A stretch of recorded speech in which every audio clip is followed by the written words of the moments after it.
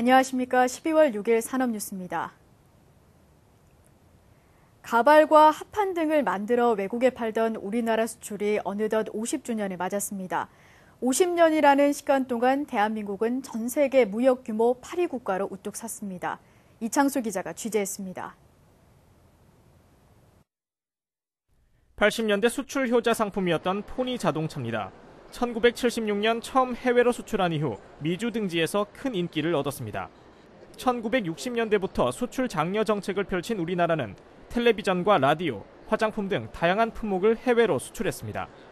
이처럼 우리나라 수출 역사는 50년이라는 시간을 이어왔습니다. 지난 5일 1964년 수출 1억 달러 달성을 기념하기 위해 제정된 수출의 날이 50회를 맞았습니다. 무역인 여러분들의 끝없는 도전과 열정 덕분에 3년 연속 무역 1조 달러 달성이 임박해 있고 내리될 것 같습니다. 최대 규모, 수출 최대 규모, 무역 수지 흑자 또한 사상 최대 실적이 이렇게 확실시 되고 있습니다. 우리나라 수출은 수출의 날 제정 이후 지난해까지 연평균 19.2%씩 증가하며 성장했습니다. 특히 지난 2011년부터 3년 연속 무역 1조 달러를 달성하며 무역 강국으로서의 면모를 보였습니다. 올해 수출 역시 5,600억 달러가 예상돼 사상 최대치를 경신할 전망입니다.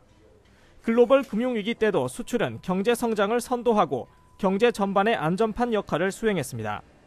그러나 이러한 성과 이면에 수출과 교역의 성장세 둔화와 수출의 국민 경제 전반에 대한 기여도 하락은 앞으로 풀어야 할 숙제로 남았습니다.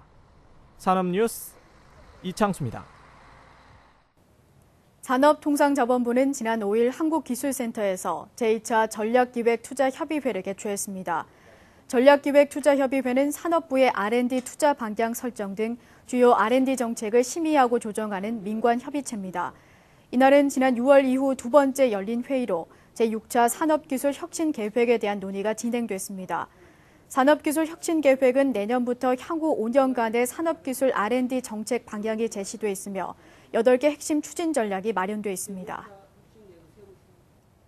한국무역협회는 지난 5일 서울 코엑스에서 우수 수출기업이 참가하는 채용 박람회를 개최했습니다.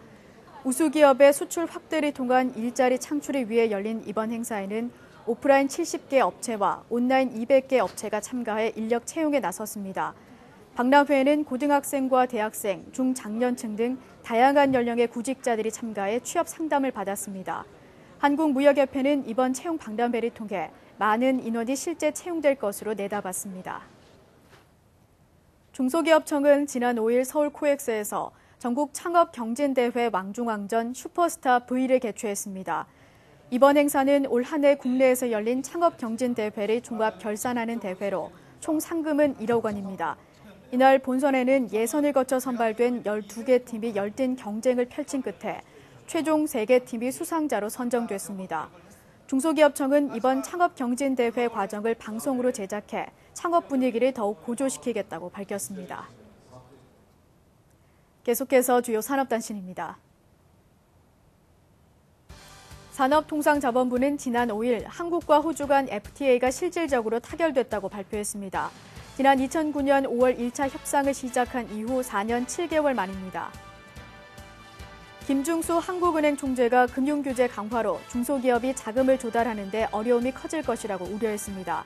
김 총재는 중소기업은 주로 은행을 통해 자금을 조달하기 때문에 규제가 강화되면서 어려움이 따를 것이라고 설명했습니다. 대한상공회의소는 지난 5일 유엔 아프리카 경제위원회와 공동으로 한 아프리카 경제협력 포럼을 개최했습니다. 이 자리에서는 아프리카의 각종 프로젝트에 한국 기업들이 적극 참여하는 방안 등이 제안됐습니다. 중견기업연합회는 지난 5일부터 이틀간 중견기업 산업혁신운동 3.0 성과 도출 워크숍을 진행합니다. 행사에서는 산업혁신운동 3.0의 추진 현황을 점검하고 연계 가능 사업에 대한 설명회 등이 열렸습니다. 우리나라 수출이 50주년을 맞이하며 3년 연속 무역 1조 달러 달성을 눈앞에 두고 있습니다. 이러한 성과는 수출 주역들의 숨은 노력이 있었기에 가능했습니다.